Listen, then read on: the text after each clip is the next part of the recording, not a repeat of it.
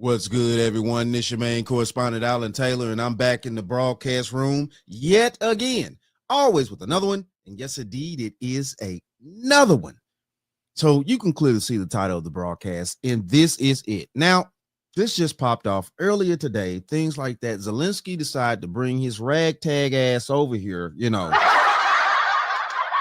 unappreciative and things like that, talking out the side of his neck. Now, I seen little clips, things like that. I saved the situation for us right now to sit down and actually go through things and hear other commentation about what actually went on, stuff like that. So yeah, listen, look, people, this is crazy out here. So we're just going to dive right off into it. Let's go here now. Quarters, nickels, and dimes, people.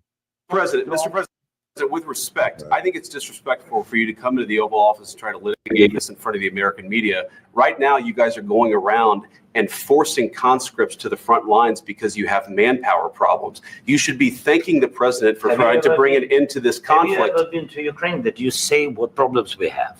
I have been to. Count once. I've actually watched and seen the stories, and I know what happens is you bring them on a propaganda tour, Mr. President. Do you disagree that you've had problems bringing people into your military? And do you think that it's respectful to come to the Oval Office of the United States of America and attack the administration that is trying to prevent the destruction of your country? A lot of questions. Let's start from the beginning. Sure. First of all, during the war, everybody has problems. Even you, but you have nice ocean and don't feel now, but you will feel it in the future. God bless. You don't know that. God bless. God bless. You will not have a war.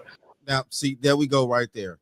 Nice ocean between us, but we will feel it in the future. See, that's the problem right there. He's already thinking forward of the war continuing.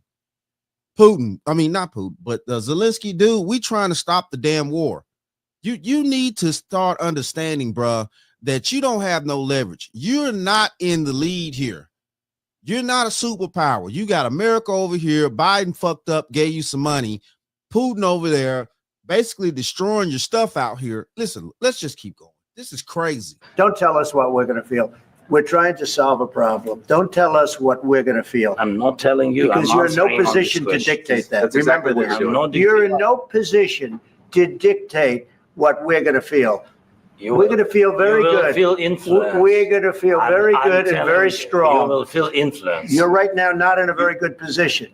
You've allowed yourself to be in a very bad position, and he happens to be right about it. From the very beginning of the war. You're not in a good position. You don't have the cards right now. With us, you start having cards. Right now, you don't. You're playing cards. You're playing cards. You're gambling with the lives of millions of people. You're gambling with World War III. You're gambling with World War III. And what you're doing is very disrespectful to the country, this country. That's back to you. Far more than a lot of people said they should have. Have you said thank you once this entire meeting? No, in this entire meeting, have you said thank you? You went to Pennsylvania and campaigned for the opposition in October. Offer some words of appreciation for the United States of America and the president who's trying to save your country. Please, you think that if you will speak very loudly about the war, you can... He's not speaking loudly. He's not speaking loudly. Zelenskyy, bro. This man got major issues. Now, all the women also that left his country, and the women and children, he got those men out there fighting for nothing. Listen, look, he needs to get on board with the situation. He needs to come up out these mineral rights. He needs to make sure that he actually gets his country back in order for peace. I don't understand where he coming with this little Napoleon aspect of the situation. Yeah, I said it. Little dude got a Napoleon complex out here. What the French toast is there to think about? He losing it. And he over here, yes, dude, you already got 300 and something million from the previous administration with no strings attached. Listen, look, dude, you need to be humble as hell out here, you in that little tiny ass country you come from. Your country's in big trouble. Can I Wait a minute. No. You've done a lot of talking. Your country is in big trouble. I know. You're not winning. You're not winning this. you have a damn good chance of coming out okay because of us. Mr. President, we are staying in our country, staying strong from the very beginning of the war. We've been alone, and we are thankful. I said thanks you haven't been in this alone. cabinet. You haven't been alone. In this cabinet. We gave you, through this stupid president, $350 billion. You voted we gave for you your military equipment, and you men are brave, but they had to use our military. What about if you didn't have our military equipment, if you didn't have our military equipment, this war would have been over in 2 weeks. In 3 days, I heard it from Putin. In 3 days, this is something maybe new. Less. In 2 weeks, of course, yes. It's going to be a very hard thing to do business like this. Again, I tell you, just say thank you. I said a lot of except that there are disagreements, and let's go litigate those disagreements rather than trying to fight it out in the American media when you're wrong. We know that you're wrong. But you see, I think it's good for the American people to see what's going on. I understand, sir. I think it's very important. That's why I kept this going so long. You have to be thankful. You don't have the cards. Thankful. You're buried there. Your people are dying. You're running low on soldiers. Listen, you're running low on soldiers. It would be a damn good thing. And then you tell us, I don't want a ceasefire. I don't want a ceasefire. I want to go and I wanted this. Look.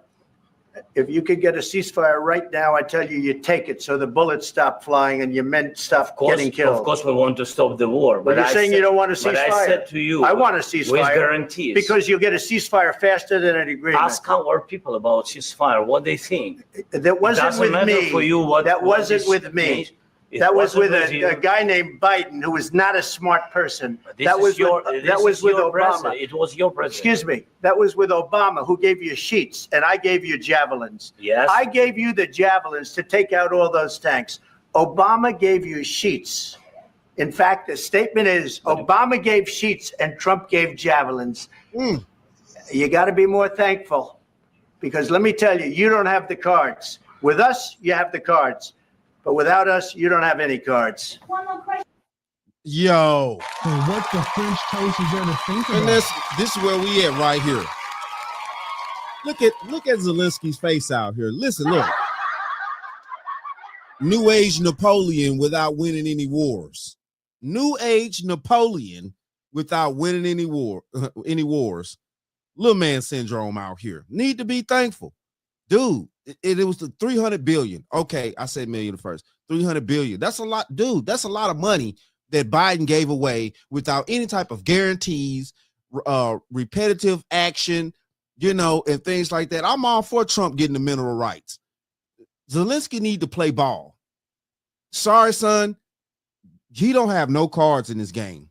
He don't have no cards in this game. He's flushed out. Seriously. All right, so we're going to go. And we're going to check out some more things here, man, because listen, look, this is crazy out here and we got to see what's going on. So, okay, let's go here now. Apparently, people, once Zelensky touched down earlier this morning, people have been telling him he need to go in there and he need to actually work out a peaceful deal. He need to get on board, basically. Let's go here now. All right, let's bring in South Carolina Republican Senator Lindsey Graham now. Senator, thanks so much for jumping on with us. As we can see, you're live from the White House there. What is your reaction to what we all just witnessed there in the Oval Office? Devastated. Everything I and many have been working for to try to get a new relationship with the United States around a critical marital deal beneficial to both of us was completely obliterated today. I met with Zelensky this morning. I urged him to stay on message, be grateful, be thankful. We'll talk about details of security guarantees later. Keep it upbeat, keep it positive. Okay, then apparently, because if you heard Zelensky, what he was saying, the guarantees, I want the guarantee. You don't have the cards to play to get guarantees right now. You already got the $3 billion. What you doing with that? Listen, look, at the same time, though, too, just like the senator just said, we'll talk about the guarantees on the back end. You need to make this look good for the public so you can get the American people on your fucking side, son. So what the French toast is there to think about? Listen, look, man. But you're a Dorito. You was never chose. You're a Dorito. You got to stop being a Dorito, bitch, Zelensky. Chose. And you never will be chose. Stop being a Dorito, Zelensky. You ain't got no cards in the game. Absolute utter disaster. The question for me is he redeemable in the eyes of Americans? Most Americans witnessing what they saw today would not want Zelenskyy to be their business partner, including me. And I've been to Ukraine 9 times since the war started. I met with him this morning. President Trump I talked to last night, he was upbeat about the deal. I've never been more proud of President Trump for showing the American people in the world, you don't trifle with this man. He was very positive. He was very upbeat. He wanted to get a ceasefire. He wants to end the war. And Zelenskyy felt like he needed to debate Trump in the Oval Office. JD was awesome. This was a missed opportunity. And the question for me, for the Ukrainian people, I don't know if Zelenskyy can ever get you to where you want to go with the United States. Either he dramatically changes or you need to get somebody new. Senator, I don't know. Hey. And that, my friends, is the bottom line. That's just the bottom line. That's just the bottom line. So, all right. Yeah, I mean, there's no way around this. Zelenskyy is screwing himself with the biggest screwdriver in the history of the damn world. I'm talking about it's a Phillip head, flat head, all combined out here. This is crazy. This dude is screwing his people over bad, bruh. All right, so we about to go here and see what Marco Rubio had to say, because he was sitting in the Oval Office when this was going down. So let's see, he's on CNN now. Let's see if CNN actually gives, allows Marco Rubio to, kind of give some perspective on this thing, because we know how CNN is. They're already losing money out here, but that's neither here nor there. Let's go here now.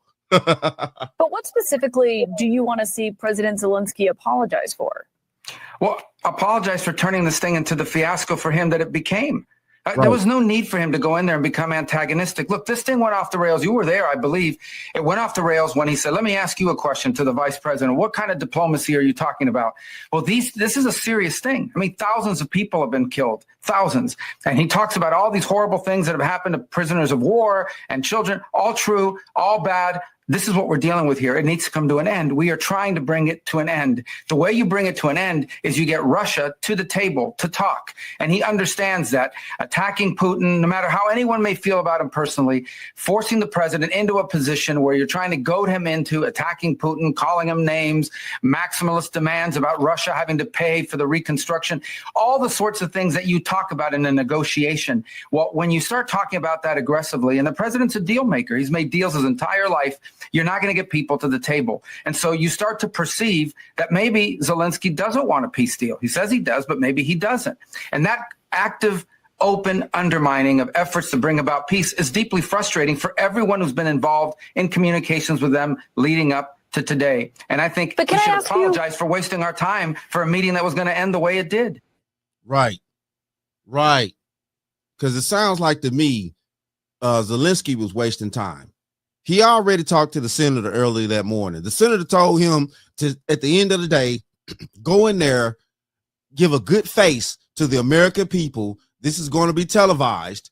You know what I'm saying? You need to give a good face, get the American people on your side. You already got $3 billion of our fucking dollars and shit, of our tax dollars. You already got 300 something billion of our tax dollars, dude, without any guarantees. That, of course, that ain't the new administration's fault. That's the previous administration's fault. But the thing of this is you coming to the table now. We have to end this war. We want to actually save your people too, and things like that, as well as not have this shit ongoing. Now, how the negotiations go down to stop the war, it doesn't matter. Long as the war gets fucking stopped out here. That's the issue. Long as it gets stopped, and it's a long-going situation to where it's inevitable to where this war won't re-manifest itself at some point in the future. This is crazy. Zelenskyy needs to stop playing games out here. Stop trying to be the new age Napoleon and play ball. The hell you talking about? So, all right, this is Zelenskyy getting his ass kicked out the White House out here, Here we go. Back to the White House, Jackie Heinrich has some new information for us. Jackie. Yeah, I just went up to the press area to get an understanding of what we're watching. This is what I was told. The president has kicked Zelenskyy out of the White House. His delegation right now is telling him that he's got to go home.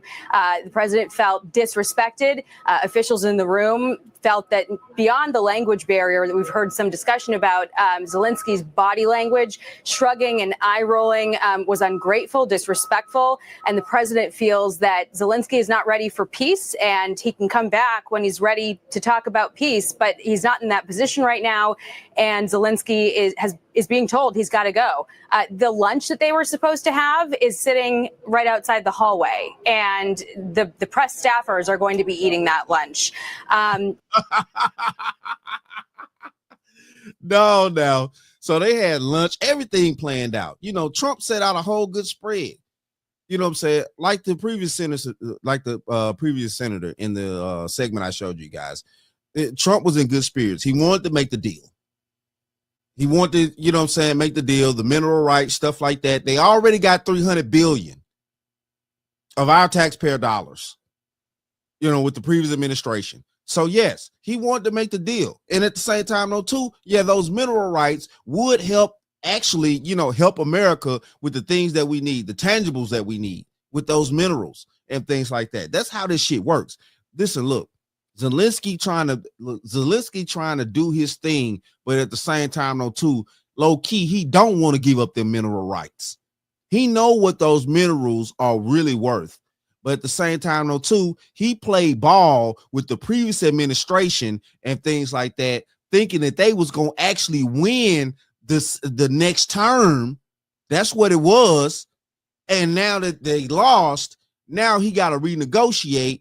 And Zelenskyy trying to sit up there and be a little, you know, Napoleon man around here and think that shit going to work with Trump. Nah. And what the French toast is there to think about? That ain't gonna work. This is really pretty incredible. We see the Jackie, SUV, hang on with us Zelensky's one moment. SUV. If you look to your left, you're going to see him. Let's watch. Mr. President, is the deal off?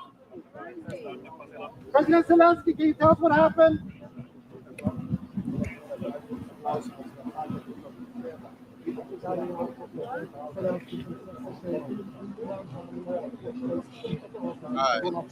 All right, well, you see Zelenskyy, you know what I'm saying? They kicked his ass out the White House and he leaving post haste out here, you know? Yeah, man. But this is where it's at.